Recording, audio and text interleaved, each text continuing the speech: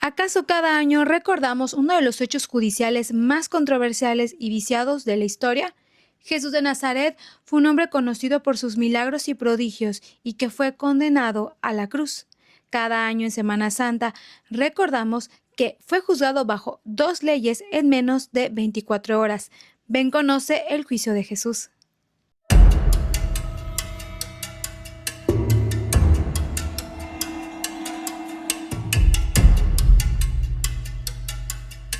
Y bueno, yo soy abogada y yo tenía muchísima la curiosidad de saber acerca del debido proceso que debió haberse llevado en el juicio de Jesús.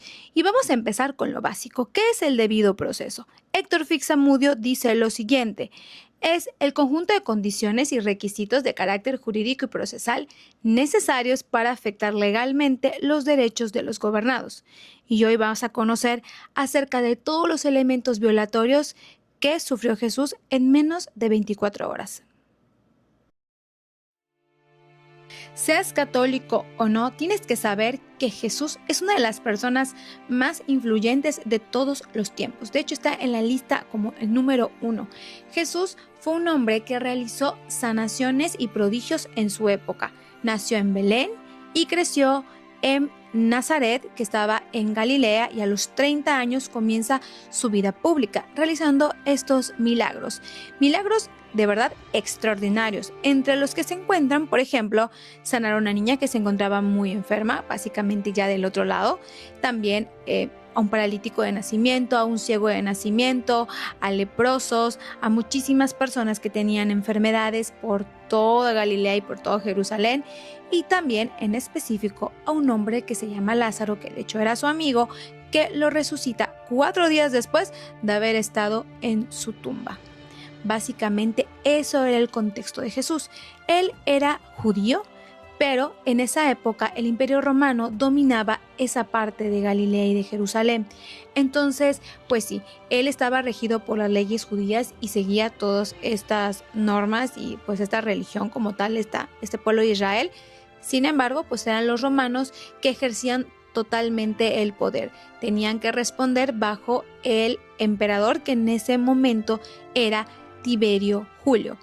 Y este hombre, pues bueno, todo el mundo lo conoce por estos prodigios, pero para esta época algunas personas no le caía nada bien Jesús por todo lo que les acabo de contar. Básicamente era como, ¿cómo va a hacer todos estos milagros?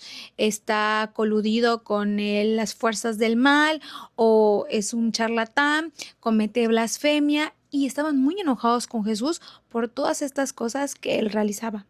Bueno, básicamente Jesús iba por todos lados diciéndose: ámense los unos a los otros, yo vengo a traerles la paz, yo soy el Hijo de Dios. La verdad es que nada que alborotara, pues básicamente a las personas. Entonces a los romanos no les interesaba mucho lo que hacía Jesús, lo veían como alguien más, un profeta, pero a los judíos, sobre todo a las personas que estaban muy metidas en el tema de orden religioso, les importaba muchísimo lo que hacía Jesús y les causaba tanto conflicto que empezaban a decir que tenía delitos en su contra. Para esto, Jesús podía ser juzgado bajo las leyes judías y bajo las leyes romanas, porque como les comentaba, estaban dominados en esta época por el Imperio Romano. Los judíos tenían esta potestad de juzgar determinadas cosas bajo sus propias leyes y estaba compuesto por un tribunal supremo que se le conocía como el Sanedrín, que estaba compuesto por 71 miembros, de los cuales debían de ser justos y deberían de conocer el asunto. Estas personas eran sumos sacerdotes, ancianos y escribas, y lo hacían bajo la ley mosaica, o sea el Torá, controlando asuntos civiles y religiosos en Jerusalén. Eso sí, no tenían la autorización de eliminar a ninguna persona bajo sus propias leyes, pero los romanos sí.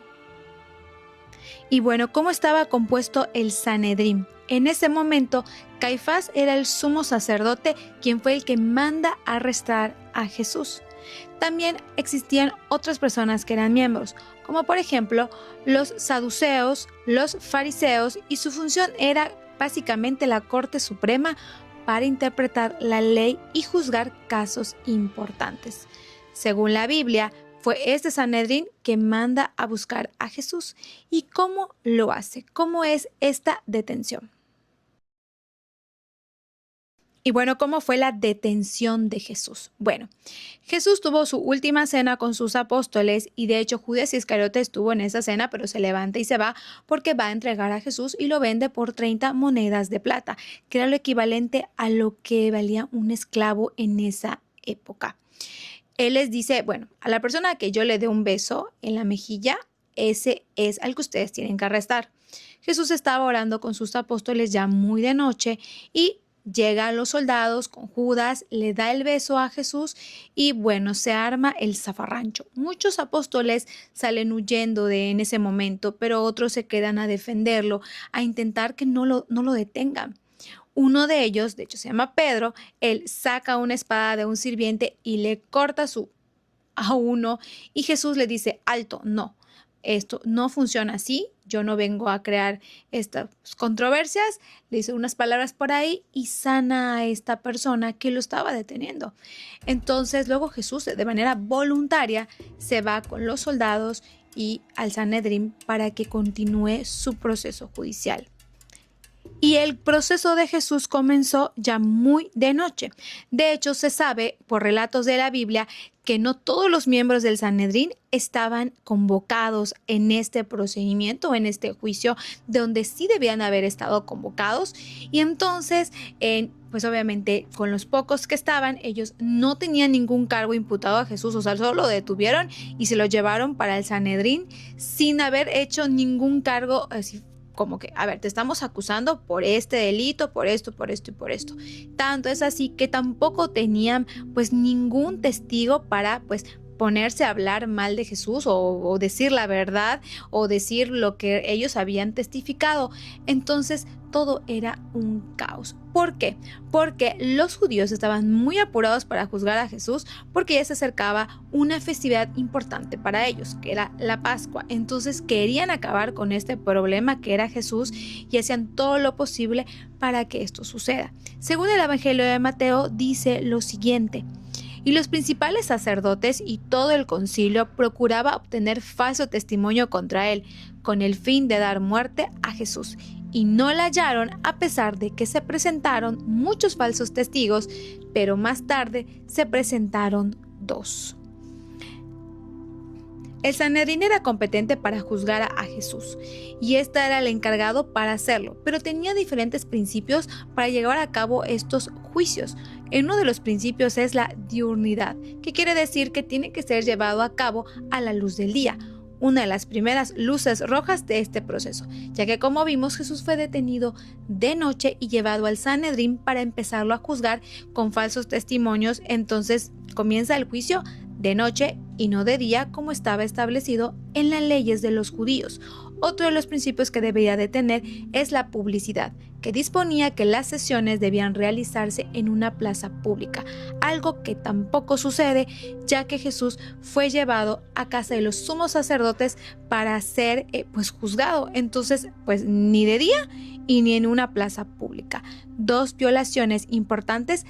Y estamos empezando apenas, porque todavía nos faltan un montón de cosas que no estuvieron bien a la hora de juzgar a Jesús. Y quédate porque te van a sorprender. Otro de los principios violados en este juicio es la garantía de audiencia, o sea que Jesús pueda tener quien lo defienda o defenderse a sí mismo. Jesús no tuvo a nadie que lo defienda, ni él mismo. Tampoco hubieron los efectos sobre los falsos testimonios, ya que se han dicho que sí, hubo falso testimonio para intentar acusar a Jesús. Y en la ley judía en esta época decía que las personas que decían falso testimonio durante un juicio deberían de tener la misma pena que el acusado, algo que tampoco sucedió. Acusaron a Jesús y no hubo ninguna consecuencia al respecto. ¿Y cómo sabemos que hubo falso testimonio? Bueno, Nicodemo era un miembro del Sanedrín y él interrogó a las personas que habían testificado en contra de Jesús, o sea, básicamente el contrainterrogatorio. Y entonces empezaron a caer en todas las contradicciones habidas y por haber, y entonces el testimonio se cayó. A pesar de eso, los de Sanedrín condenan a Jesús y se fueron desesperadamente a ver a Poncio Pilato, que era el gobernador de esa pues de esa parte de Jerusalén y tenían que corresponder a decirle, a ver, ya lo juzgamos nosotros, pero no podemos pues llevar a cabo nuestros planes malvados, entonces queremos que tú nos confirmes esta sentencia que nosotros tenemos. Entonces homologa la sentencia, hazla igual para que la podamos efectuar y pues aumentale un poquito la pena, ¿no? Básicamente los agravantes. Cuando llegan con Pilatos, lo meten al pretorio. Este hombre, el gobernador, le realiza varias preguntas a Jesús. Los 4 evangelios cuentan o relatan diferentes cosas. Entre las cosas que le pregunta es si es el rey de los judíos y Jesús le responde, tú lo has dicho. Pero pues al final del día se sabe que Poncio Pilato no tenía ninguna intención de condenar a Jesús. No le interesaba realmente. Había escuchado hablar de él y de las cosas que hacía, pero realmente no le causaba ningún conflicto. ¿Qué le interesaba a Poncio Pilato? Que no hubiera ninguna revuelta en su provincia, ya que él quería quedar bien con el emperador. Pues obviamente él, cualquier problema que hubiera en ese lugar, se consideraba que no estaba haciendo bien su trabajo de controlar a los judíos. Entonces estaba más preocupado por eso que por nada más. Entonces él se declara incompetente. Él dice, yo no puedo juzgar a este hombre porque adivinen que es de Nazaret de Galilea. Y qué casualidad, en Jerusalén en este momento se encuentra el tetrarca que puede juzgar a Jesús. Entonces básicamente se declina y manda a Jesús con el rey Herodes y le dice que él te juzgue y que él pues te diga si sí o si no. En ese momento, después de interrogar a Jesús por Poncio Pilato, se lo llevan con Herodes. Herodes estaba feliz de ver a Jesús porque, bueno, tenía muchísima curiosidad de saber quién era Jesús, qué milagros había hecho y de hecho le dice, o sea, de qué te acusan, a ver, hazme un milagro. Y Jesús no le responde absolutamente nada a Herodes. ¿Cómo termina esto? Donde básicamente Herodes se molesta, se burla de él, de que contigo no puedo conseguir absolutamente nada. By the way, Poncio Pilato y Herodes no se llevaban y gracias a estos hechos se vuelven amigos. Algo como que un dato curioso por aquí. A las horas de haberlo mandado con Herodes, bueno, se lo regresan por los del miembro del Sanedrín y le dicen, bueno, Herodes no lo quiso juzgar y pues regresamos contigo para que tú nuevamente nos digas qué se tiene que hacer. Jesús nuevamente interroga a Jesús y pues obviamente le dice, oye, yo tengo el poder para dejarte ir, dime que te puedo ayudar o como que básicamente intenta de como que zafarse del problema.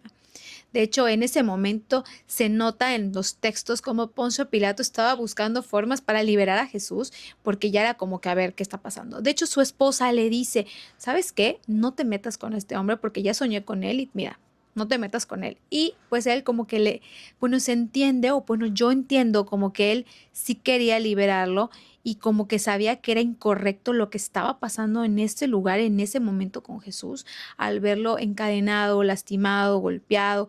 Entonces era como que no, yo tengo que hacer algo.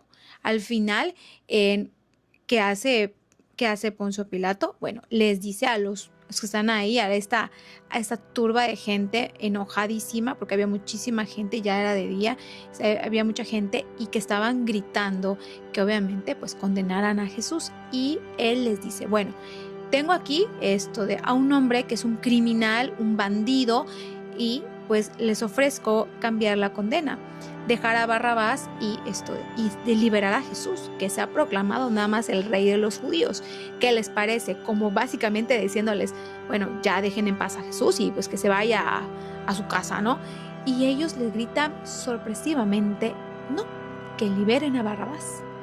Y Barrabás era un bandido, o sea, Barrabás había eliminado gente, había sido una cosa tremenda y pues Poncio Pilato se queda ¿cómo? O sea, bueno, ante los ojos atónitos de Poncio Pilato, tiene que liberar a Barrabás y manda a Jesús a básicamente o sea, con estos instrumentos que son látigos, básicamente lo golpean y de una forma pues brutal. Se sabe que fue muy, muy, muy golpeado en ese momento Jesús.